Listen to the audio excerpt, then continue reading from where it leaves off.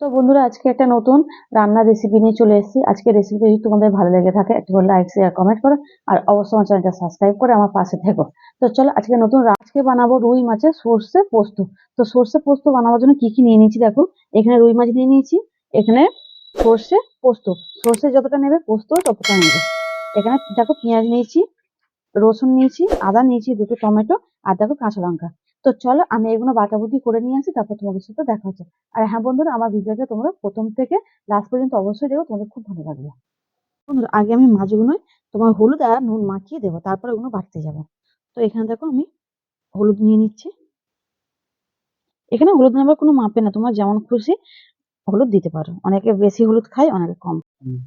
তো দেখো বন্ধুরা এখানে হলুদ দিয়ে দিয়েছি, এবার পরিমাণ মতন আমি নুন দিয়ে দেবো। এগুলো আবার একসাথে ভালো করে আমি মাখিয়ে নেবো, মাখিয়ে কিছুক্ষণের জন্য রেখে দেবো।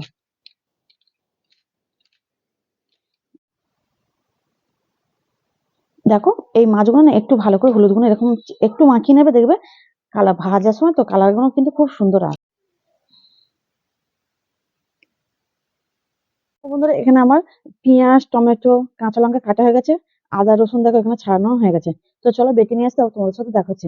আর এখানে বন্ধুরা দেখো, যখন সর্ষে আর পোস্তটা বাটবে তখন সর্ষেতে আমি একটু অল্প করে নুন দিয়ে দেবো। নুন দিয়ে বাটলে কি বলতো, সর্ষেটা তিতে হবে না আর মশলাটা কিন্তু খুব সুন্দর হবে।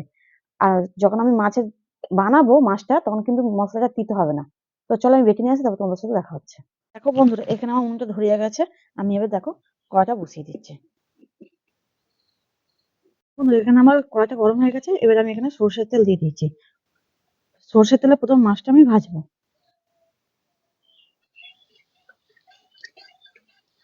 তো দেখো বন্ধুরা এখানে তেলটা দেখো আমার গরম হয়ে গেছে, এবার মাছগুলো আমি দিয়ে দেবো।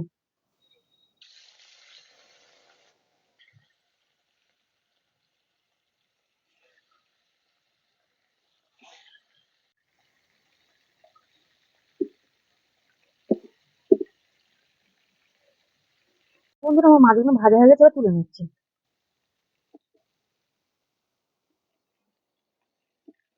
বন্ধুরা মাছগুলো সব তুলে নিয়েছি, এবার ওই তেলে দিয়ে দেখো আমি এখানে কালো জিরে ফোড়ন দিচ্ছি।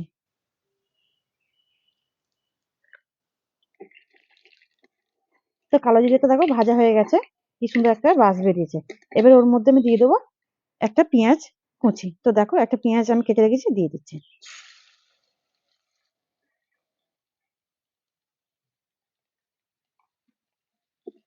তাতে এবার দিয়ে দেবো আমি নুন, তাড়াতাড়ি ভাজা হয়ে যাওয়ার জন্য।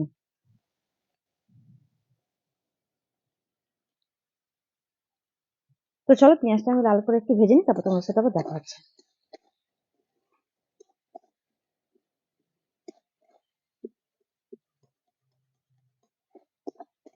তো বন্ধুরা এখানে আমার পেঁয়াজটা কত সুন্দর লাল করে ভাজা হয়ে গেছে দেখো। তো এবার আমি এখানে দিয়ে দেবো দেখো এক এই যে টমেটো গুলো কেটে গেছি, টমেটো গুলো সব দিয়ে দেবো। আর দেবো আদা রসুন বাটা।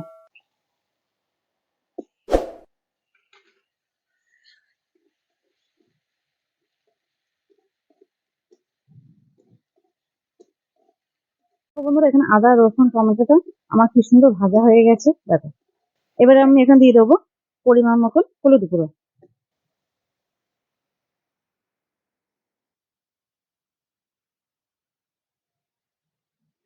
একটু আমি এখানে জল দিয়ে দেবো।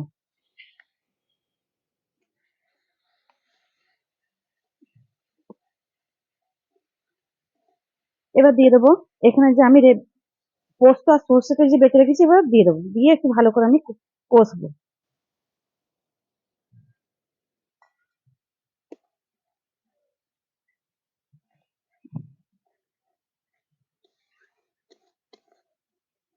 তো তো বন্ধুরা তোমরা দেখতেই পাচ্ছ কি সুন্দর মশলা দিয়ে তেল ছেড়ে গেছে, এবার আমি এখানে জল দিয়ে দেবো।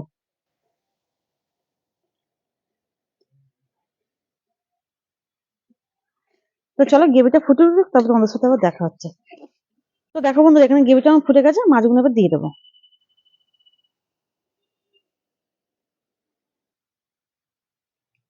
এবার দিয়ে দেবো আমি এখানে দেখো চার পাঁচটা যে কাঁচা লঙ্কা চিড়ে রেখে দিয়েছি দিয়ে দেবো।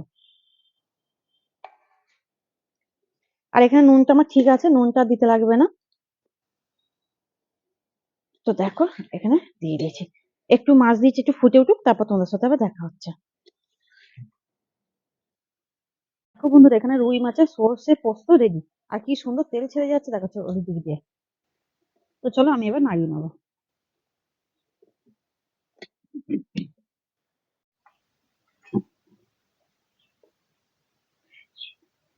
এটা কিন্তু গরম ভাত দিয়ে বন্ধুরা খুব সুন্দর কিন্তু খেতে লাগবে। গরম ভাতে কিন্তু একদম জমে যাবে। আর কত সুন্দর হয়েছে দেখো।